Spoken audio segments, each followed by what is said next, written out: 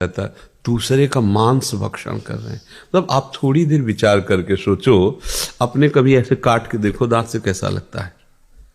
और वह बिल्कुल जैसा आपको अपना शरीर प्रिय है, ऐसे ही नाली के कीड़ा को अपना शरीर प्रिय है। महाभारत में एक प्रसंग आता है, एक नाली का कीड़ा, भगवान व्यास देव जी का प्रसंग है। वो बड़ी शीघ्रता से रास्ते से जा रहा था, तो भगवान श्री कृष्ण द्वैपायन व्यास जी तो भगवान के ही अवतार, सब भाषाएं, सब विद्याएं, सब कलाओं में निपुण है। तो उन्होंने कीड़ा को अपनी भाषा से बताया, तू इतनी तीव्रता से क्यों जा रहा है? तो उनका घर घर करती हुई देखो ये गाड़ी आ रही, बैलगाड़ी, अगर मैं पार नहीं हुआ तो मैं दब जाऊंगा, मर जाऊंगा। तो बोले नाली के कीड़े हो, मर जाओगे तो और योनि प्राप्त होगी। बोले महाराज आपको सुनकर आश्चर्य होगा, जो आपको अपने व्यास शरीर से प्रेम है ना, वही मुझे अपने कीड़े के शरीर से प्रेम है। सबको शरीर प्रिय होता है। अब सोचो आप, आपके शरीर में जैसे प्रियता, ऐसे उन जीवों के शरीर में प्रियता है, और आप उनको काट करके उनका मांस खाते हो। आप क्या हो? क्या हो? क्या आप जानवर हो या राक्षस हो? दो को छूट दी गई है, अलग अलग आहार है।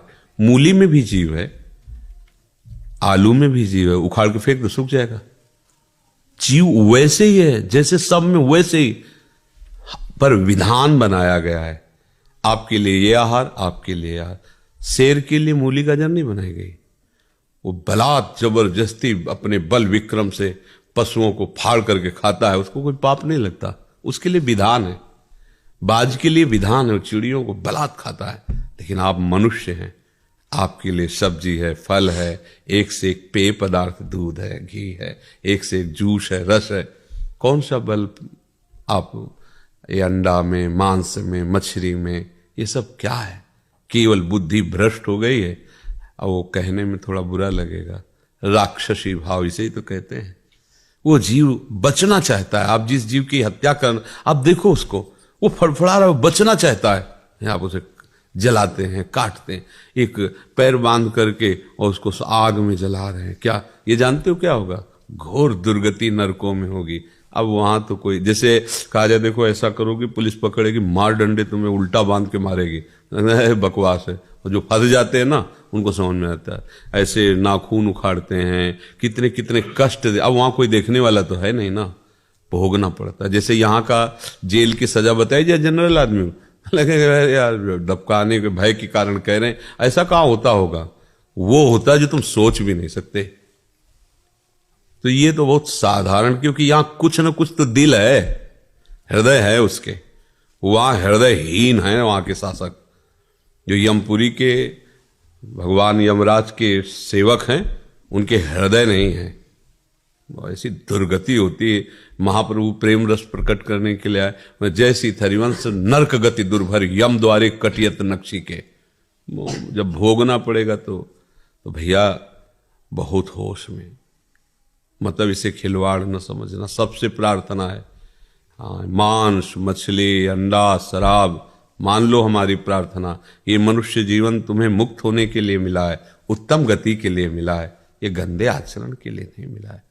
शराब में नशा नहीं है, भगवान का नाम जप के देखो, ऐसा नशा है, न रात में नींद आती है, न दिन दिन दिखाई देता है। एक अद्भुत आनंद, एक अद्भुत मादकता, एक अद्भुत उन्माद। शराब में क्या है? पिए हो, पड़े पड़े नालियों में ऐसे वैसे गाली कर देते हो, जिनको अपमान नहीं करना चाहिए उनका अपमान करते हो, पैसा खर्चा करते हो, शरीर नष्ट करते हो, धर्म नष्ट कर। किस तरह का लाभ शराब में? हमें कोई बता दे।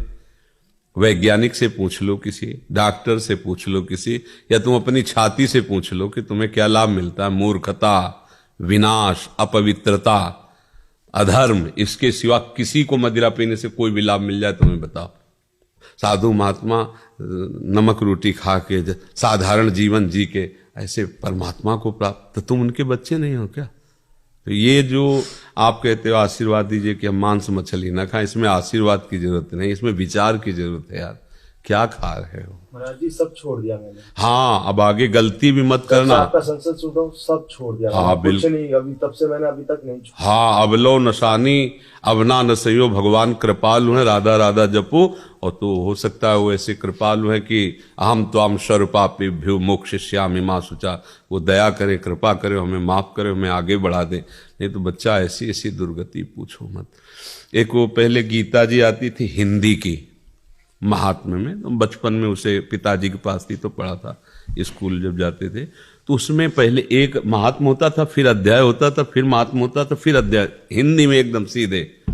उसमें लिखा था कि एक आदमी के संतान नहीं हो रही थी, तो उसने किसी ऐसे तांत्रिक से पूछा, ये बहुत निर्दयी होते जो वास्तविक तंत्र को नहीं जानते, केवल ड्रामा करते हैं, न जाने क्या क्या आदेश कर देते हैं, क्या चढ़ा दो, क्या हत्या कर दो, ऐसा हो जाएगा, उनको पता नहीं, वो खुद मूर्ख हैं।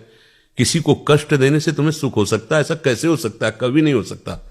तो उसने कहा अगर नवीन बकरे के बच्चे को बलि दी जाए तो तुम्हारे लड़का हो जाएगा।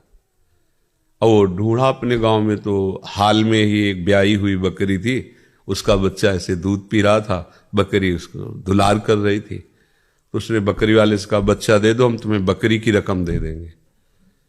तो वो लोभ में आ गया, बकरी भी तुम रख लो, बस केवल हमें बच्चा दे दो, रकम हम दोनों की दे दिया।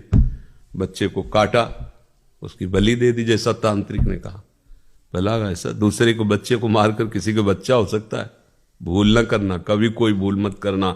दूसरे को दुख दे के तुम कभी सुखी नहीं हो सकते।